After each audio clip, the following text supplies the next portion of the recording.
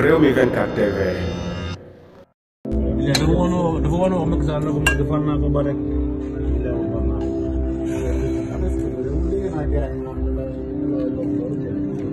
am booy. kii nga muy vidéo ah. ah muy vidéo. waaw kon mbokki Pastef ndax la. jaajëfal waay.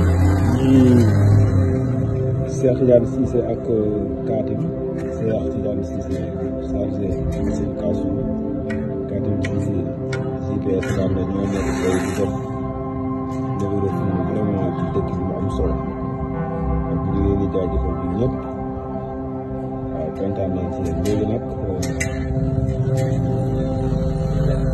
Cheikh waaw sa kàddu.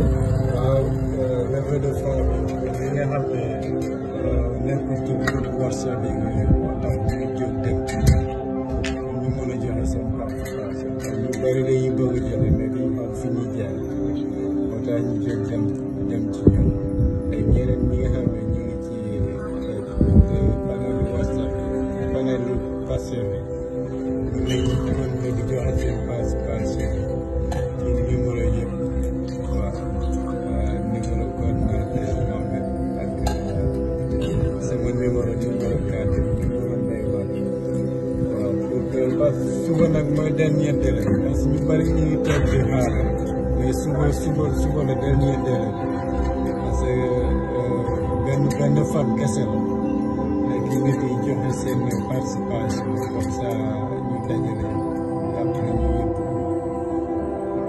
yaa ngeen jëf incha allah. Katim. waaw man de li ma ci wax mooy gars yi dañu koy taxawal rek gars yi participation yi bu nekkee manqué c'est vrai que day jóg pour kaw ay bakkan bu dee jóg pour suuf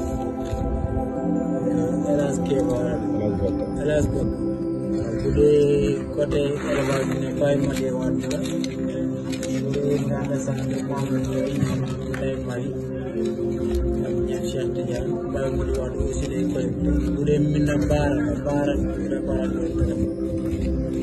maam yi maa ngeen ko dugal sama numéro bu dee sànq dem aussi maa nañ ko dugal sama numéro waaw ak Mamadou Ndaxaw képp koo xam ne man nga bëgg nga joxe rek man nga ko dugal ci numéro kon ñu jéem a góorgóorlu bu baax ba nga xamante ne la 14 nga am dinañ dépassé lu ñu laaj parce que 300 000 la ñu laaj mais bëgg nañu am 500 000 incha allah.